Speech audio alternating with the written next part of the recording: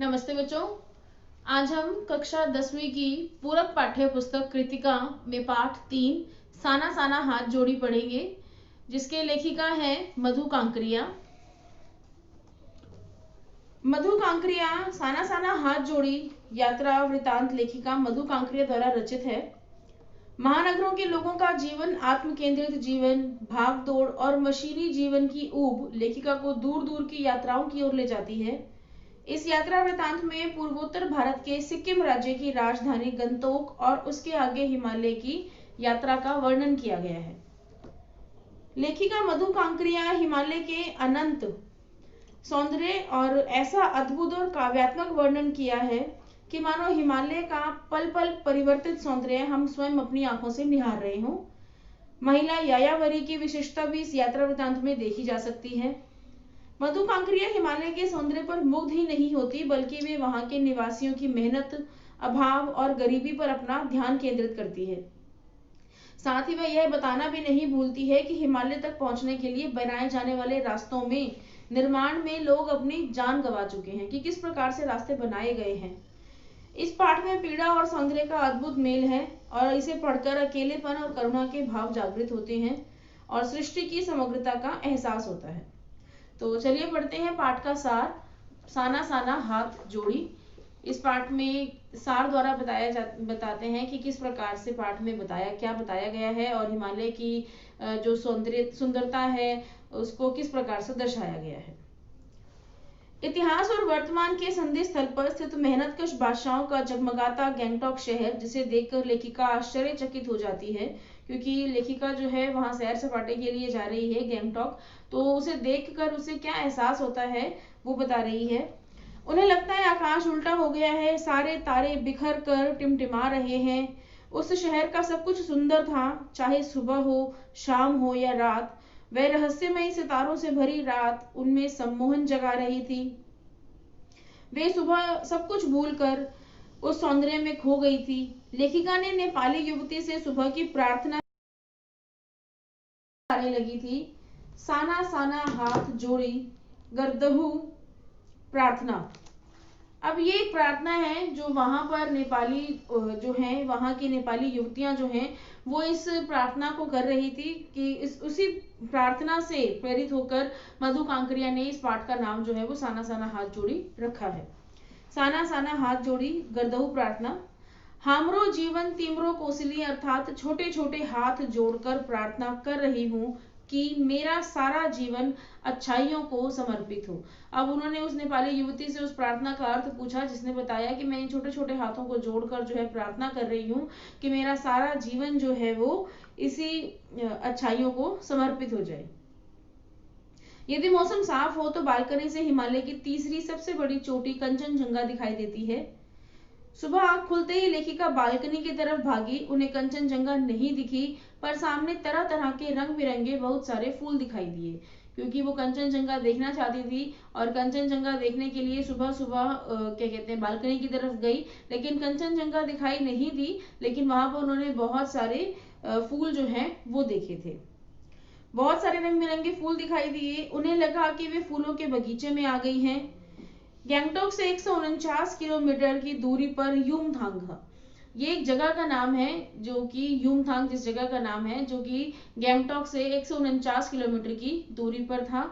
युमथांग यानी घाटियां, सारे रास्ते हिमालय की गहनतम घाटियां और फूलों से लदी वादियां मिलेंगी आपको। ड्राइवर कम गाइड जितेन नार्गे मुझे बता रहा था। लेखिका जो है वो लिख रही है कि उनका जो गाइड था जितेन नार्गे, जो कि ड्राइवर था और साथ ही साथ उनका गाइड भी था, वो बता रहा था कि युमथांग में उन्हें क्या क्या देखने के लिए मिलेगा। क्या वहां बर्फ मिलेगी? मैं बचकाने उत्साह से पूछने लगती हूँ।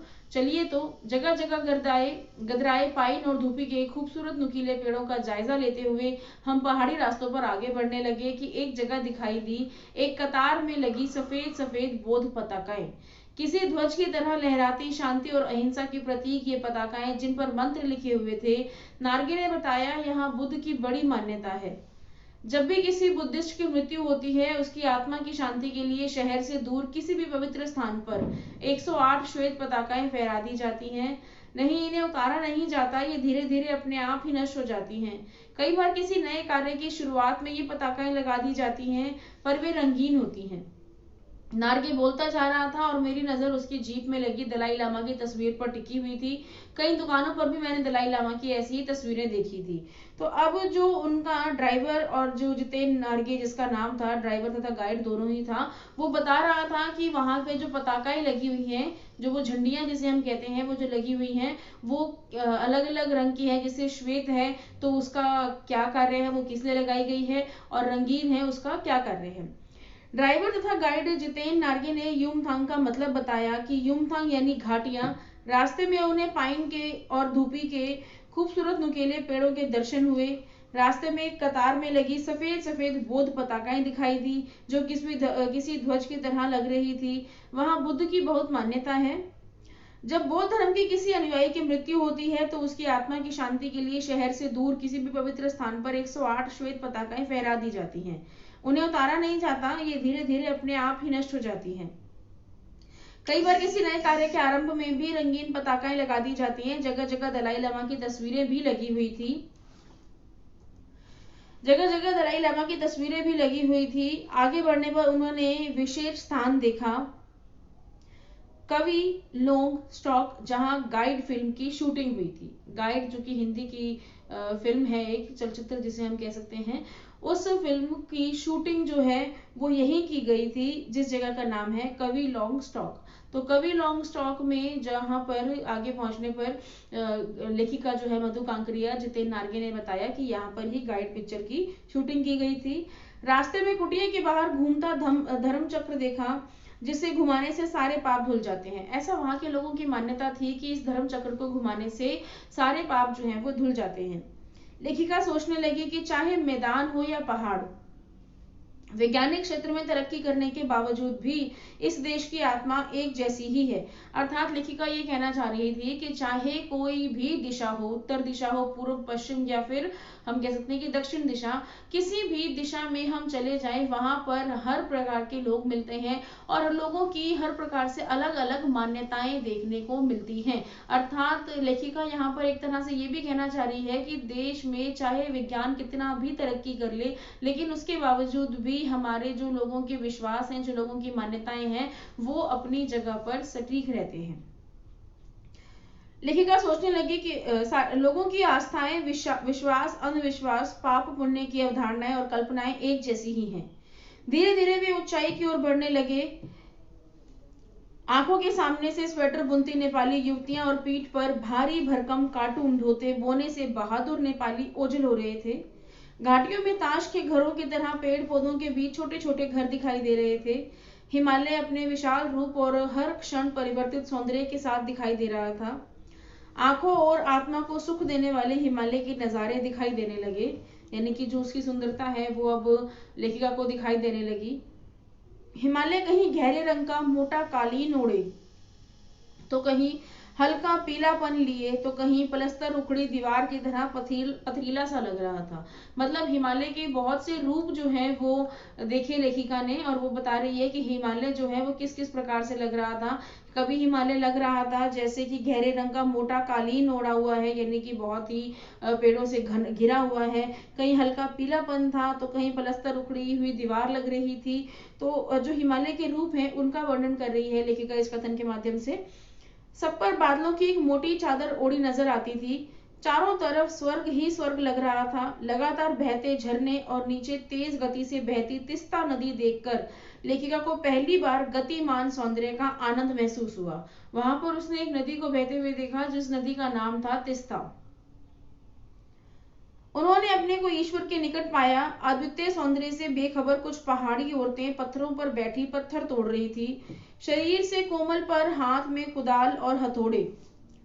कुछ औरतों की पीठ पर बंधी टोकरी में उनके बच्चे भी बंधे हुए थे। तो उसने वहां पर देखा कि वहां की जो युवतियां हैं वो किस प्रकार से कार्य कर रही हैं, और उन्हीं युवतियों के जो पीठ पर बच्चे हैं उन्होंने वो भी बांध रखे हैं। जो नवजात शिशु हैं उन्हें पीठ पर बांध कर वे काम कर रही हैं।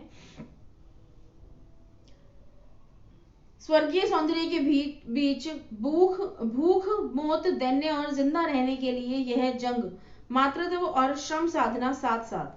अब इस पंक्ति के माध्यम से लेखिका कहना चाह रही है कि स्वर्गीय सौंदर्य के बीच भूख, यानी उस सुंदरता के स्थान पर जहाँ सुंदरता तो बहुत है, लेकिन वहीं पर हम देखते हैं कि जो लोग बाग वहाँ के रहने वाले हैं, वहाँ के जो रहने वाले लोग हैं, उन्हें खाना पीने और रहन सहन में किस प्रकार की कठिनाइयों का सामना करना पड़ता है, वो भी दर्शाना चाह रही है लेखिका। वो कह रही है कि इसी स्वर्गीय सौंदर्य के बीच में भूख, मौत, दैन्य और जिंदा रहने के लिए, यानी अपने आप को जीवित रखने के लिए, अपने परिवार को पालने के लिए किस प्रकार से वो महिलाएं जो हैं कार्य कर रही हैं, और मातृत्व और श्रम साधना साथ साथ, यानी कि एक जो माँ का कार्य है वो भी निभा रही हैं और साथ ही साथ परिश्रम भी कर रही हैं, यानी बच्चे को साथ में लिए हुए वे मेहनत कर रही हैं। अचानक लेखिका को याद आया कि इसी प्रकार से पलामू और गुमला के जंगलों में आदिवासी युवतियों को पीठ पर एक बच्चे को पकड़ कपड़े से बांधकर पत्तों की तलाश में वन वन भटकते देखा था। उनके फूले हुए पांव और इन पत्थर तोड़ती पहाड़ियों के हाथों में पड़ी गांठें एक ही कहानी कह रहे थे। साधारण लोगों का जीवन हर जगह एक सा ही है, अर्थात जो लोग जिनकी जीवन जो शैली है वो बहुत ही कठिनाइयों में चल रही है, वो हर जगह पर पाए जाते हैं और उनका जीवन जो है वो एक जैसा ही रहता है। एक तरफ सुख सुविधाओं से पूर्ण जीवन, दूसरी तरफ दुख, आंसू, अभाव, यातना और धोखा। तो यहाँ तक लेखिका ने जो बताया है वो ये बता रही है कि किस प्रकार से सौंदर्य तो बहुत है, हिमालय की सुंदरता के साथ साथ उसने वहां के लोगों का जो जनजीवन देखा उसका वर्णन भी पाठ में किया गया है। लायोंग की सुबह भी शांत और सुरमई थी। वहां के लोगों की जीविका का साधन पहाड़ी आलू, धान की खेती और दारू का व्यापार था। प्रदूषण के कारण बर्फ का गिरना बहुत कम हो गया था। कटाव ऐसा स्थान है जहां बर्फ मिल जाती है, अभी तक पर्यटन स्थल भी नहीं बना, इसलिए लोग इसके बारे में नहीं जानते। कटाव एक स्थान का नाम है और वो भी पर्यटन स्थल नहीं बना है, लेकिन है वो पर्यटन स्थल ही, लेकिन इसलिए क्योंकि वहां पर जो पर्यटक हैं वो बहुत ही कम जाते हैं, इसलिए वो अभी लोगों के हम कह सकते हैं कि लोगों का आकर्षक केंद्र जो है वो नहीं बना गया है। लेखिका और उसके साथी वहां पहुंचे तो उन्हें साबुन के झाग की तरह हर जगह गिरी हुई बर्फ दिखाई दी, मतलब बहुत ही बर्फ से ढका हुआ है वह स्थान। वातावरण ने लेखिका को दार्शनिक बना दिया। बर्फ की चोटियां पूरे एशिया के जल स्तंभ हैं। सर्दियों में बर्फ के रूप में जल इकट्ठा होता है, फिर गर्मियों में पानी के लिए जब त्राही त्राही मचती है तब बर्फ की ये चट्टानें पिघल पिघल कर जलधारा बनकर सबकी प्यास बुझाती हैं। अब वो बता रही है कि जो हमारा हिम शिखर है या फिर जो हमारे हिमालय है जिस पर बर्फ की हम कह सकते हैं कि चादर बिछी हुई है, तो वो चादर जो है वो क्या कार्य करती है, सर्दियों में बर्फ के रूप में जल इकट्ठा होता है और गर्मियों में पानी के लिए, मतलब सर्दियों में वो जो बर्फ है वो इकट्ठी हो जाती है और बर्फ जम जाती है, और गर्मियों में जब लोग पानी के लिए त्राही मचाते हैं, जब यानी कि पानी के लिए हम कहते हैं कि भटकते हैं, तो उस समय फिर वही बर्फ जो है पिघल पिघल कर वहां की जलधारा बनकर सबकी प्यास भी बुझाती है।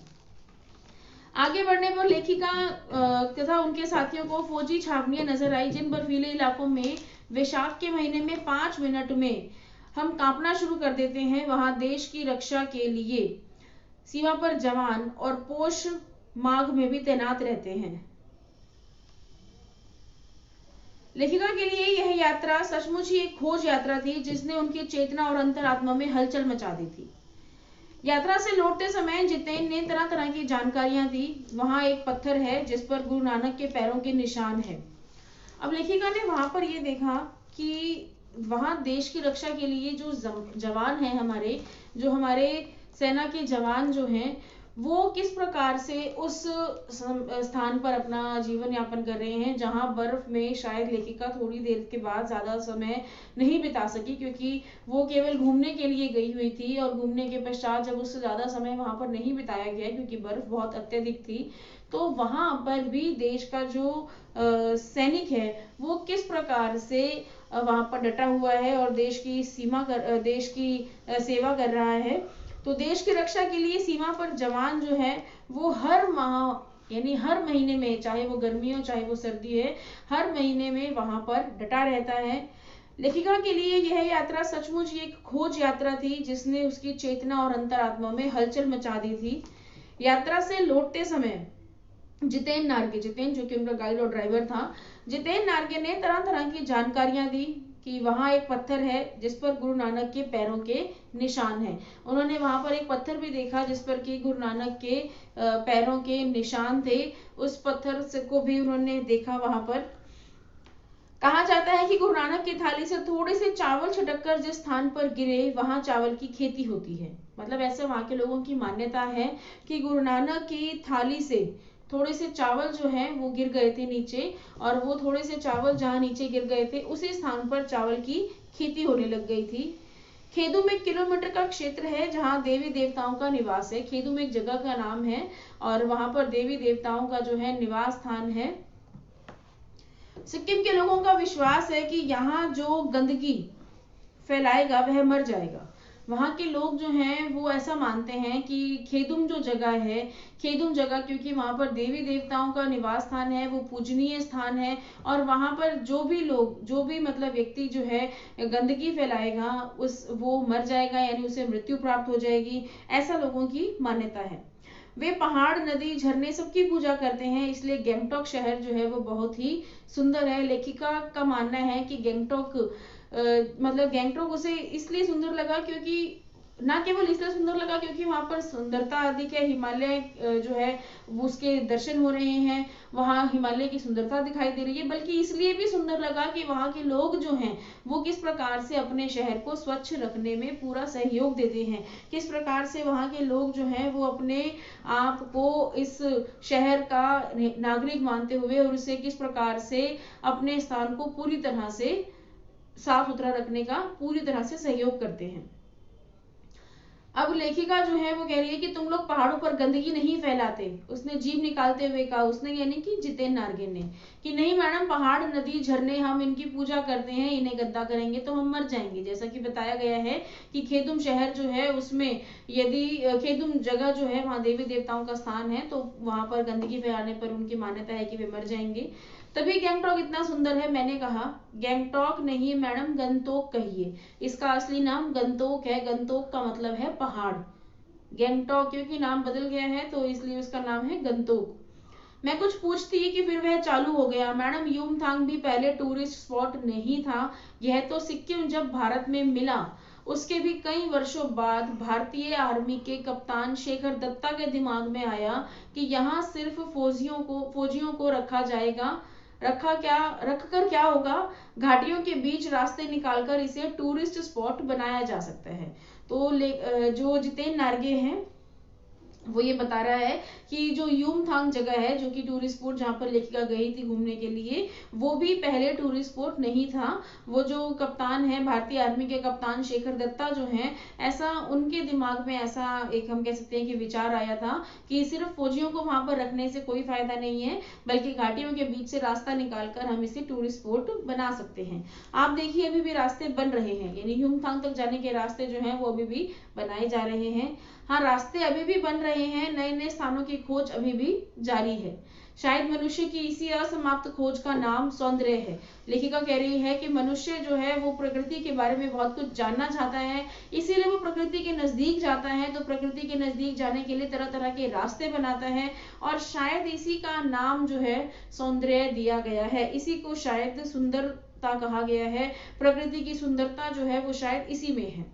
मन ही मन में कहती हूँ और जीप आगे बढ़ने लगी, और लेखिका जो है वो विचार करने लगती है कि, और उसके पश्चात विचार में ही वो यह सोचती है कि हमारे देश में बहुत से प्राकृतिक सौंदर्य स्थल ऐसे हैं जहां पर कि हम घूमकर या वहां पर हम जाकर वहां के बारे में, वहां के लोगों के बारे में अच्छी तरह से जानकारी एकत्रित कर सकते हैं, और साथ ही अपने ज्ञान का संचार भी जो है वो ज्ञान जो है एकत्रित कर सकते हैं।